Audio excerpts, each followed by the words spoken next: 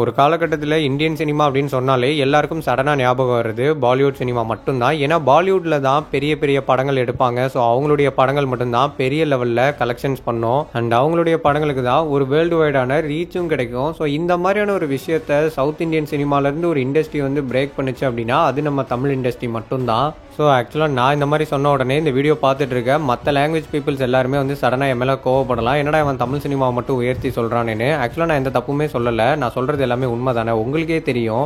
ஏன்னா 2016க்கு முன்னாடி வரைக்கும் நம்ம சவுத் இந்தியன் சினிமாவை ரூல் பண்ணிக்கிட்டு இருந்ததே நம்ம தமிழ் சினிமா தான். ஏன்னா சவுத் இந்தியன் சினிமாவுடைய ஃபர்ஸ்ட் 100 கோடி கலெக்ஷன் பண்ண படம் தமிழ்லேருந்து தான் வந்தது. அதே மாதிரி ஃபர்ஸ்ட் 300 கோடி கலெக்ஷன் பண்ண படமும் தமிழ்லேருந்து தான் வந்தது. இந்த மாதிரி கலெக்ஷன்ஸ் வைஸ் சவுத் இந்தியன் சினிமாவை ரூல் பண்ணிக்கிட்டு இருந்ததே நம்ம கேட்டோம் தான். ஆனால் ஆஃப்டர் 2016க்கு அப்புறமா பாகுபலி அப்படின்ற ஒரு படம் தெலுங்கு சினிமாலேருந்து ரிலீஸ் ஆகுது. அந்த படம் ரிலீஸ் ஆனதுக்கு அப்புறமா தெலுங்கு சினிமாவுடைய வர்த்தகம் வந்து ரொம்ப அதிகமாகுது. அதுக்கப்புறம் தெலுங்கு சினிமாலேருந்து வர எல்லா படங்களுக்குமே ஆடியன்ஸ் கிட்ட இருந்து பயங்கரமான ரெஸ்பான்ஸ் கிடைக்குது. ஸோ அதுக்கப்புறமா சவுத் இந்தியன் சினிமாவில் ஒன் ஆஃப் த பார்ட்டாக இருந்த டோலிவுட் இண்டஸ்ட்ரி இன்னைக்கு இந்தியன் சினிமாலே நம்பர் 1 இண்டஸ்ட்ரின்னு சொல்கிற அளவுக்கு ஸோ அவங்களுடைய படங்கள் தொடர்ந்து பல ரெக்கார்ட்ஸை வந்து பார்த்தீங்கன்னா கிரியேட் பண்ணிட்டு இருக்கு. ஸோ அதே மாதிரி தான் கேஜிஎஃப் அப்படின்ற ஒரு படம் வந்ததுக்கப்புறமா கன்னட சினிமா பக்கமும் எல்லாருடைய பார்வையும் திரும்புது. ஸோ கன்னட சினிமாலேருந்து வர எல்லா படங்களுக்குமே ஆடியன்ஸ் கிட்டேருந்து நல்ல ரெஸ்பான்ஸ் கிடைக்க ஸ்டார்ட் ஆகுது. அண்ட் இந்த டோலிவுட்டுக்கும் சாண்டல்வுட்டுக்கும் கேஜிஎஃப் பாகுபலி மாதிரியான படங்கள் வந்து ஒரு டர்னிங் பாயிண்ட் மூவிஸாக இருக்குன்னா, இந்த பக்கம் மாலிவுட்டுக்கு வந்து பார்த்தீங்கன்னா கொரோனா தான் வந்து ஒரு மிகப்பெரிய டர்னிங் பாயிண்டாகவே இருக்கு. ஏன்னா அந்த கோவிட் டைமில் நம்ம எல்லாருமே லாக்டவுனில் இருந்தோம். அப்படி இருக்கும்போது வந்து பார்த்தீங்கன்னா நம்ம சினிமா படங்கள் மட்டும் நம்ம பார்க்காம அதர் லாங்குவேஜ் படங்களை அதிகமாக பார்க்க ஆரம்பித்தோம். அதர் லாங்குவேஜ் படங்கள் மட்டும் கிடையாது, ஸோ நிறைய வெப் சீரிஸும் பார்க்க ஆரம்பிச்சாங்க. அந்த மாதிரி பார்க்கும்போது தான் மலையாள சினிமாவோட ரீச் வந்து இன்னும் இன்க்ரீஸ் ஆச்சு. ஏன்னா அந்த டைம்ல மலையாள படங்கள் பார்த்து எல்லாருமே ஃபீல் பண்ண ஒரு விஷயம் என்னன்னா, மலையாள இண்டஸ்ட்ரியில இவ்வளோ நல்ல படங்கள் இருந்துமே ஏன் இந்த படங்கள்லாம் வெளியில தெரியலன்னு சொல்லிட்டு எல்லாருமே பயங்கரமா ஆச்சரியப்பட்டாங்க. ஸோ அந்த அளவுக்கு மலையாள இண்டஸ்ட்ரியோட வளர்ச்சிக்கு இந்த குவாரண்டைன் டைம்ஸ் வந்து பாத்தீங்கன்னா ரொம்ப ஹெல்ப்ஃபுல்லா இருந்தது. அண்ட் இதுக்கு இன்னும் கொஞ்சம் கிளியராகவே எக்ஸாம்பிள் கொடுக்கலாம். இப்போ நீங்க 2020க்கு முன்னாடி வரைக்கும் மாலிவுட் சினிமாவை பார்த்தீங்கன்னா அவங்க கிட்ட எனக்கு தெரிஞ்சு ஒரு 200 கோடி கலெக்ஷன் பண்ண படம் தான் இருந்ததுன்னு நினைக்கிறேன். ஆனா ஆஃப்டர் 2020க்கு அப்புறமா மலையாள சினிமாவுடைய வளர்ச்சி வந்து ஒரு அசுர வளர்ச்சின்னு தான் சொல்லி ஆகணும். அந்த டைம்ல வந்து 200 crore மட்டும் தான் அவங்க வச்சிருந்தாங்க. ஆனா இப்போ வந்து பாத்தீங்கன்னா அவங்க கிட்ட 100 கோடிக்கு மேல கலெக்ஷன் பண்ண படம் வந்து கிட்டத்தட்ட ஒரு 15 படத்துக்கு மேல இருக்கு. அண்ட் அந்த வரிசையில 3 படங்கள் 200 கோடிக்கு மேல கலெக்ஷன் பண்ணிருக்கு. இந்த மாதிரி நாளுக்கு நாள் மாலிவுட்டோட வளர்ச்சி வந்து அதிகமாயிட்டு தான் போகுது. ஸோ என்னுடைய பர்சனல் ஒப்பீனியன் என்னன்னா, இவங்க இன்னும் ஃபாஸ்டா ரீச் ஆனா எனக்கு ரொம்ப சந்தோஷமா இருக்கும். ஏன்னா என்னை பொறுத்த வரைக்கும் எனக்கு பர்சனலாக தோன்ற ஒரு விஷயம் என்னன்னா, மாலிவுட் சினிமா போடுற எஃபர்ட் அளவுக்கு அவங்களுக்கு ஏற்ற சக்ஸஸ் கிடைக்குதானா கிடைக்கலன்ற மாதிரி தான் எனக்கு தோணிட்டு இருக்கு. ஸோ அவங்களுக்கு கண்டிப்பாக இன்னும் நிறைய கலெக்ஷன்ஸ் வரணும். ஸோ அவங்களுடைய படங்கள் வந்து பெரிய லெவலில் ரீச் ஆகணும். அண்ட் இது ஒரு பக்கம் அப்படியே இருக்கட்டும். இப்போ நம்ம திரும்பி தமிழ் சினிமா பக்கம் வந்தோம்னா, நான் சொன்ன மாதிரி 2016க்கு முன்னாடி வரைக்குமே நம்ம சவுத் இந்தியன் சினிமாவை ரூல் பண்ணிட்டு இருந்தது தமிழ் சினிமா தான். ஏன்னா அந்த டைம்லலாம் ஒரு படம் 100 கோடி 200 கோடி கலெக்ஷன் பண்ணணும்னாலே ரொம்ப கஷ்டம். ஆனால் அப்போல்லாம் இந்த 100 கோடி 200 கோடிக்கு மேலலாம் நம்ம தமிழ் படங்கள் ரொம்ப ஈஸியாகவே கலெக்ட் பண்ணிடும். ஆனால் ஆஃப்டர் 2016க்கு அப்புறமா 800 கோடி 1000 கோடி கலெக்ஷன் பண்ணுறதே ரொம்ப ஈஸின்ற லெவலுக்கு வந்ததுக்கு அப்புறமும் கூட நம்ம இண்டஸ்ட்ரியால இன்னைக்கு வரைக்கும் ஒரு படம் கூட 1000 கோடிக்கு மேலே கலெக்ஷன் பண்ண முடியல. ஆக்சுவலாக நான் இந்த 1000 கோடி கலெக்ஷன் டாபிக் பற்றி பேசும்போது இந்த வீடியோ பார்க்குற நிறைய பேருக்கு கடுப்பாகும். ஏன்னா எப்போ பாரு இந்த 1000 கோடி பற்றி தாண்டா எல்லாருமே பேசுறீங்கன்னு. இந்த 1000 கோடிங்கிறது ரொம்ப முக்கியமான ஒரு விஷயங்க. அதனால தான் எல்லாருமே வந்து ஒவ்வொரு டைமும் இதை ரொம்ப இம்பார்ட்டண்டாக பேசிட்டு இருக்கோம். எனக்கு தெரிஞ்சு நம்ம சேனல்லையும் திட்டத்தட்ட இந்த 1000 கோடி டாபிக் வச்சு ஒரு 10-12 வீடியோக்கு மேலே போட்டிருப்பேன். ஆனால் இன்னைக்கு வரைக்கும் வந்து பார்த்தீங்கன்னா நம்ம இண்டஸ்ட்ரிக்கு ஒரு 1000 கோடி கலெக்ஷன் கூட வரல. அண்ட் நான் இந்த 1000 கோடி கலெக்ஷன் வந்து ரொம்ப முக்கியம்னு சொல்ல வரேன்னா, இது உங்களில் நிறைய பேருக்கு நல்லாவே தெரியும். ஸோ புதுசாக பார்க்குறவங்களுக்கு சொல்லிடுறேன். ஆக்சுவலாக 1000 கோடி கலெக்ஷன் நம்ம இண்டஸ்ட்ரிக்கு வந்துருச்சுன்னா நம்ம சினிமாவில் நிறைய பெரிய படங்கள் எடுக்க ஆரம்பிப்பாங்க. நம்ம சினிமாவுடைய ஸ்டாண்டர்ட் வந்து பயங்கரமாக இம்ப்ரூவ் ஆகும். இதுக்கு ஒரு எக்ஸாம்பிள் சொல்லலாம் அப்படின்னா, ஸோ நம்ம தமிழ் டைரக்டர் அட்லி அவருடைய ட்ரீம் ப்ராஜெக்ட் எடுக்கிறதுக்காக நம்ம தமிழ் சினிமா ஆக்டர் யாரையுமே அப்ரோச் பண்ணாமல் ஸோ டேரெக்டாக போயிட்டு தெலுங்குல இருக்கக்கூடிய அல்லு அர்ஜுன் சாரை வந்து அப்ரோச் பண்ணி ஸோ இப்போ அவரோட தான் வந்து பார்த்தீங்கன்னா அந்த படமே பண்ண போகிறாரு. அண்ட் அந்த படம் நம்ம இந்தியன் சினிமாவில் இப்போ அதிக பட்ஜெட்டில் எடுக்க போகிற ஒரு படம். இந்த மாதிரி ஒரு படத்தை ஏன் ஒரு அல்லு அர்ஜுனை வச்சு எடுக்கணுன்ற கேள்வி உங்களுக்குள்ளே வரலாம். ஏன்னா அல்லு அர்ஜுன் மட்டும்தான் வந்து பார்த்தீங்கன்னா 1800 கோடிக்கு மேலே கலெக்ஷன் கொடுத்துருக்காரு. ஸோ இந்த மாதிரி ஒரு ஹீரோ இருக்கும்போது அவரை வச்சு தான் அந்த மாதிரியான படத்தை பண்ண முடியும். அப்போ நம்ம தமிழில் அந்த மாதிரி கலெக்ஷன் கொடுக்குற அளவுக்கு எந்த ஒரு ஹீரோவும் இல்லையான்னு கேட்டால் அந்த மாதிரி ஹீரோஸ்லாம் நம்ம தமிழில் நிறைய பேர் இருக்காங்க. பட் ஆனால் அவங்க இப்போ வரைக்கும் அந்த மாதிரியான கலெக்ஷன் கொடுக்கல. ஏன்னா 1000 கோடி கலெக்ஷன் அடிக்கிறது ஒன்றும் சாதாரண விஷயம் கிடையாது. நம்ம சவுத் இந்தியாவை தாண்டி நார்த் இந்தியாவில் நம்ம ஹீரோஸ்க்கு ஒரு பெரிய மார்க்கெட் இருக்கணும். அட்லீஸ்ட் ஒரு மினிமம் மார்க்கெட்டாவது இருக்கணும். அந்த நார்த் இந்தியன் ஆடியன்ஸோடைய சப்போர்ட் இல்லாமல் இந்த 1000 கோடி கலெக்ஷன்லாம் வாய்ப்பே கிடையாது. ஸோ இந்த 1000 கோடி கலெக்ஷனை நம்ம அடிக்கணும் அப்படின்னா ஃபர்ஸ்ட் நம்ம படங்களுக்கு பெரிய லெவலில் எக்ஸ்பெக்டேஷன் இருக்கணும். ஸோ அந்த எக்ஸ்பெக்டேஷன் உள்ள படத்துக்கு நார்த் இந்தியாவில் நம்ம மல்டிப்ளெக்ஸ் தேட்டர்ஸை ஃபர்ஸ்ட் கரெக்டாக கேட்டு வாங்கணும். அதுக்கு நம்ம ஓடிடி கான்ட்ராக்டை கரெக்டாக சைன் பண்ணணும். ஸோ ஸோ அது மட்டும் இல்லாமல் அந்த மூவி டீம் வந்து கண்டிப்பாக எல்லா ஸ்டேட்லேயும் போயிட்டு பெரிய ஈவெண்ட்ஸ் வச்சு ஸோ அந்த படத்தை பெரிய லெவலில் ப்ரொமோட் பண்ணணும். ஆனால் நம்ம தமிழ் நடிகர்கள் அதை பண்ணுவாங்களான்னா கண்டிப்பாக பண்ண மாட்டாங்க. அப்படியே அந்த ப்ரொமோஷன்ஸ்க்கு அந்த ஸ்டேட்டுக்கு போனால் கூட அவங்க வந்து தமிழில் தான் பேசுவாங்க.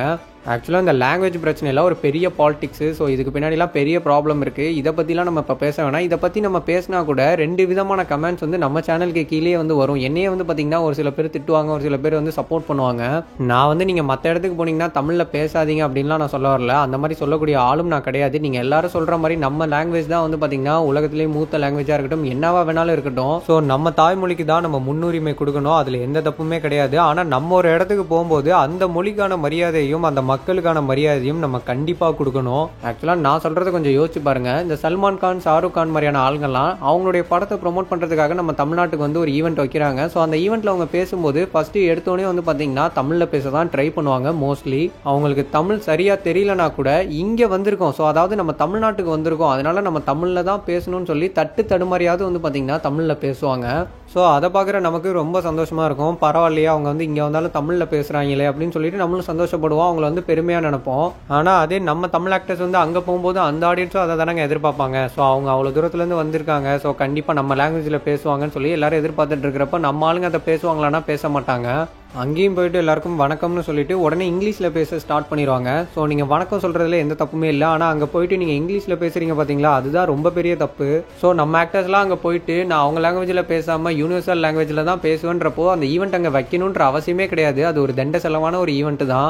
அண்ட் அதுக்கு பதிலாக அந்த ஸ்டேட்டில் இருக்கிற எல்லா இன்ஃப்ளூயன்சஸையும் கூப்பிட்டு எங்கள் படத்தை ப்ரொமோட் பண்ணி கொடுங்கன்னு சொல்லிட்டு அவங்க கையில் கொஞ்சம் காசை கொடுத்தாலே போதும். இந்த ஈவெண்ட் போட்ட காசை விட அவங்களுக்கு பெய்டு பண்ண காசு வந்து கம்மியாக தான் வரும். அண்ட் எனக்கு தெரிஞ்சு நம்ம தமிழ் இண்டஸ்ட்ரியில் ஒரே ஒரு ஹீரோ மட்டும்தான் பயங்கர கட்ஸோட இந்த லாங்குவேஜ் பிரச்சனையை பற்றிலாம் கவலையே படாமல் எங்கே போனாலும் அந்தந்த லாங்குவேஜில் வந்து பேசுகிற ஒரே ஹீரோ வந்து நம்ம ரஜினி சார் மட்டும்தான்.